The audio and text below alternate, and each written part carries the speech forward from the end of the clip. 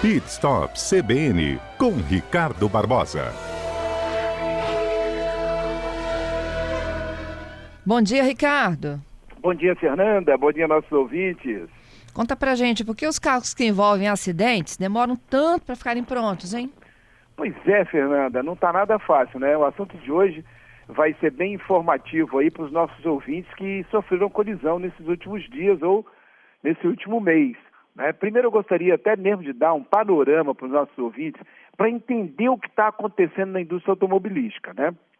No fim de fevereiro agora, último, as montadoras começaram a conceder férias coletivas e se estenderam até o final de maio. E algumas montadoras, Fernando, devem prosseguir com essas férias coletivas, né? E as razões que levaram a essas férias foi a falta de componentes como sensores, semicondutores, a retração nas vendas, pararam de vender carro, o carro caiu muito ali, mês que foi 24%, 25% de queda, juros muito altos e inflação também foi outro motivo, né? No fim de fevereiro, Fernando, olha só, 5 montadoras anunciaram que concederiam férias coletivas aos funcionários e iriam paralisar a produção temporariamente em suas fábricas. E veja só quais foram: Volkswagen, Hyundai, Mercedes-Benz, General Motors e o Grupo Stellantis. Para os nossos ouvintes entenderem o que faz parte do Grupo Stellantis, ela reúne essas marcas, a Fiat, a Peugeot e a Citroën. Então, o Grupo Stellantis agora é dono dessas 3 marcas, né? E outro dado importante é, com essa parada, eles alinharam os estoques dos carros novos, que estavam muito altos. Então, para ele foi muito interessante, eles não tinham nem mais onde botar carro.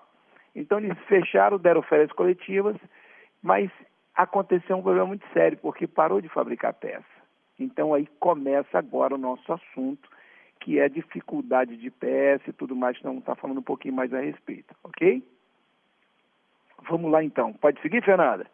Podemos seguir sim. Ricardo, e existe algum carro, assim, algum veículo que é mais difícil que o outro? Sim, existe sim. Temos marcas aí que temos mais dificuldades. Infelizmente, a Ford saiu do Brasil, né, com os carros de passeio. Com isso, o fornecimento de peças ficou comprometido. Então, a Ford hoje, quem tem Ford, está sofrendo muito quando sofre uma colisão ou até mesmo uma peça um pouco mais complexa de mecânica que depende das montadoras. Está sentindo dificuldade na reposição dessas peças, né? Farol, acabamento, para-choque, às vezes um friso, uma peça, um painel frontal, coisas às vezes você não encontra, está tendo dificuldade às vezes 90, 100 dias, às vezes eles dizem o seguinte, não fabrica mais, não existe. Aí a pessoa tem que recorrer ao mercado alternativo, também às vezes não encontra. Outra montadora que demora muito também são as fábricas chinesas. Esses últimos veículos foram lançados nesses últimos anos, 2 anos, também estamos tendo dificuldade com algumas fábricas chinesas. A dificuldade está em todas, tá? Mas é o que está demorando mais. São as fábricas chinesas e a Ford que saiu do Brasil. Esses são os 2 maiores. Mas respondendo a pergunta em cima aqui, Fernanda, o que está acontecendo? As peças, por ela estar sendo essa dificuldade das peças, você não encontra. Então, um carro que temos uma colisão, por exemplo, ele demora muito para ser reparado. E aí a gente vai explicar para os nossos ouvintes o porquê que está demorando. Uhum. Veja só, se for uma colisão de um cliente, de uma seguradora, funciona mais ou menos assim. Após que o cliente passa na oficina e faz a vistoria, em média, ele gasta 3 dias para autorizar a seguradora. Então, ele vai na oficina, fez a vistoria, 3 dias para autorizar. E mais de 15 a 20 dias para a chegada de peça. Isso é uma média. Isso para os carros nacionais. Carros importados, Fernando, esse prazo vai aumentar com certeza. Lembrando que as oficinas, elas não fornecem mais a peça. Quem fornece são as seguradoras. E aí a oficina passa a não ter mais gestão sobre esse item chamado peça. E o cliente liga. Quando vai ficar pronto? Quando vai chegar a peça?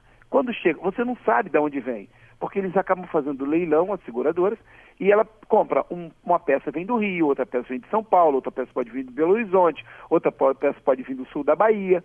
Então você não tem mais gestão sobre essa peça, você não tem mais nem como informar o cliente, olha, está faltando um para-choque. Sem o para-choque a gente não faz o carro. Está faltando um farol. Sem o farol você não alinha.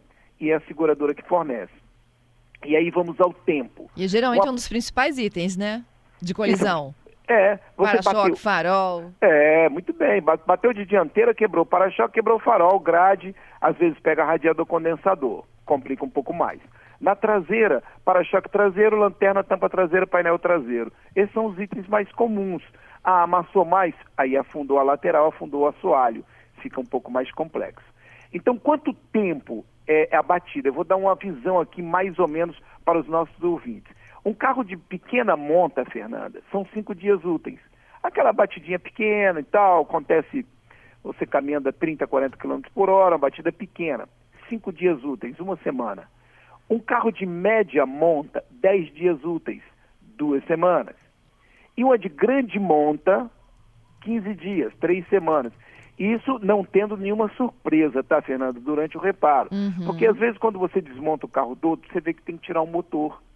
Tem uma longarina que empenou um pouco mais e você não conseguiu ver, porque o carro hoje, quando você abre ali o motor, ele quase você não vê muita coisa, porque ele está todo cheio de compartimentos, cheio de peça e tem aquela plataforma que cobre quase tudo, então você tem pouca visão. Mas aí quando você começa a desmontar, você vê que empenou a caixa de roda, você viu que empenou a longarina. Então esse carro pode demorar um pouco mais, além de 3 semanas, tranquilamente. Então é mais ou menos isso que está acontecendo no mercado. Hoje o mercado está sofrendo muito. Quem está tendo que reparar os seus carros está sofrendo com essa demora. E lembrando, as oficinas, Fernando, virou um verdadeiro depósito.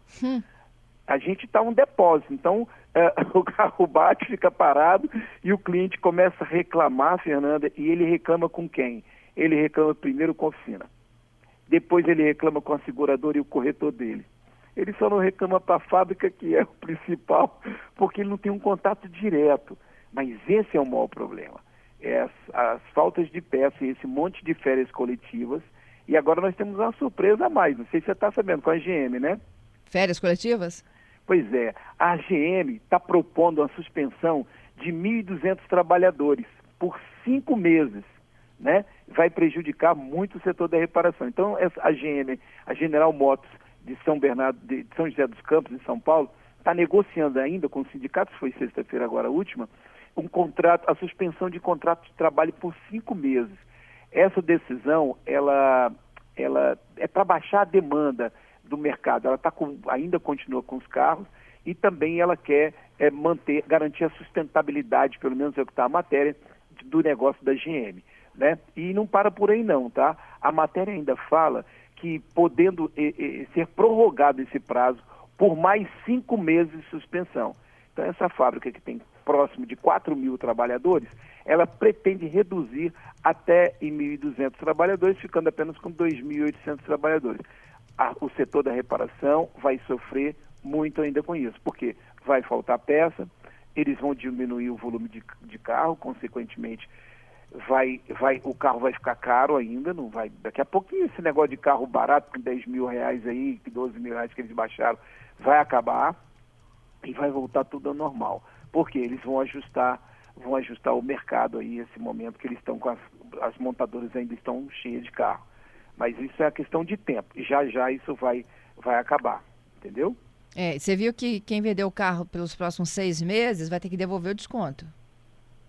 Ah, é? É. Não acompanhei essa matéria. Isso é coisa boa, então. Sim, quem entrar no programa, né, do carro popular vai ter que ficar com o carro pelo menos até o final do ano.